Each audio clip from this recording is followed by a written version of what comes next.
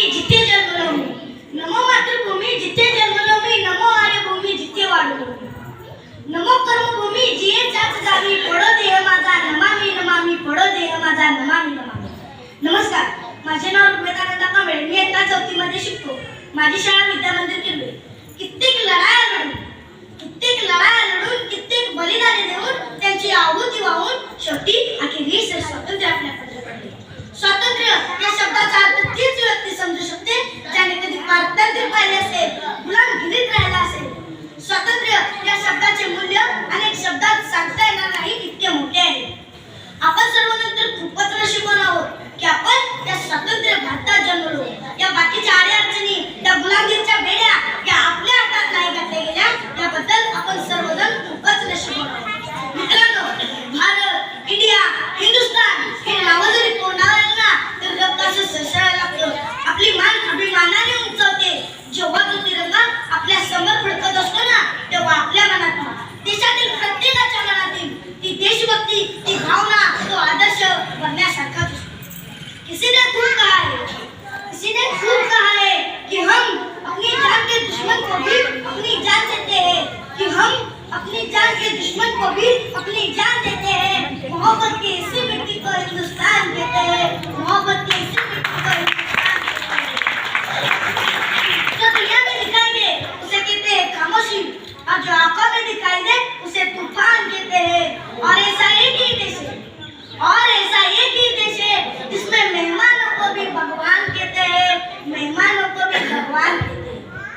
आपल्या भारताला ना सोन्याची चिडिया म्हटली जाते. का बरं?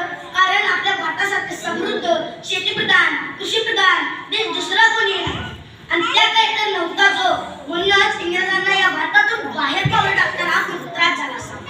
1857 ला चालू झालेला स्वातंत्र्य संग्राम, स्वातंत्र्य यज्ञ शेवटी 15 ऑगस्ट 1947 ला शांत झाला. 26 जानेवारीला आपला देश प्रजासत्ताक झाला. किती छान ना. पण तुम्हाला माहित आहे का, आपला देश जरी स्वातंत्र्य झाला तर तो कोणापासून स्वातंत्र्य झाला? या भारत भूमीवर राज्य करणाऱ्या इंग्रजांपासून. धर्मभेदापासून नाही, जातीभेदापासून नाही. ते कार्य तर अजूनही चालू आहे.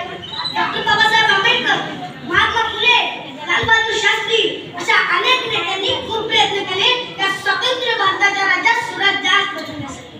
पण खंत याची वाटते की ते काम अजूनही पूर्णत्वास येत. पूर्वी ना इनामापेक्षा इमान हा शब्द भारतीयांसाठी खूप महत्त्वाचा होता. पण आता भ्रष्टाचाराशी मैत्री करून इमानदारी विसरून गेला. या भारताच्या सूर्याला आता गुन्हेगारीचं धुळवड लागलं. पूर्वी पैसा रुपया माहित होता, पण आता काळा पैसा माहित आहे आणि आपण म्हणतो भारत स्वातंत्र्य झाला. 52 सेकंद राष्ट्रगीत म्हटल्याने कोणी राष्ट्रप्रेमी होत नाही.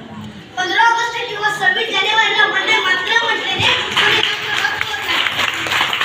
राष्ट्रभक्त होतात ते राष्ट्र उभारणीच्या भावनेने, राष्ट्रभक्त होतात ते बंधुत्वाच्या भावनेने, राष्ट्रभक्त होतात ते देशासाठी केलेल्या प्रत्येक प्रयत्नाने. राष्ट्रभक्त बनता येतं ते कर्तव्यनिष्ठेने, इमानदारीने. जर स्वतःला प्रश्न विचारा, आपल्यामध्ये हे गुण आहेत का? एक ते देशभक्त आहेत जे सदावधीवर लढताना स्वतःच्या प्राणाची पर्वा न करता देशाचे संरक्षण करतात. एक ते देशभक्त आहेत जे महामारीच्या काळात कर्तव्यनिष्ठ राहतात.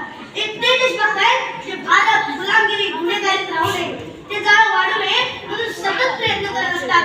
आणि हो, आपल्या बरोबर असणारे, आपल्या आयुष्य उज्ज्वल करण्यासाठी कार्य करत असणारे आपले शिक्षक हे देशभक्त आहेत. मग विद्यार्थी मित्रांनो, यात आपला उल्लेख का बरं होत नाही? आपण कुठे कमी पडतोय यावर एकदा नजर टाकायला काय हरकत आहे? कारण देशाचा देशभक्त म्हणून आपण स्टेटस लावतच असतो ना. जरा मनातील देशभक्ती रुजवा, ती पुरवा. कारण ज्या दिवशी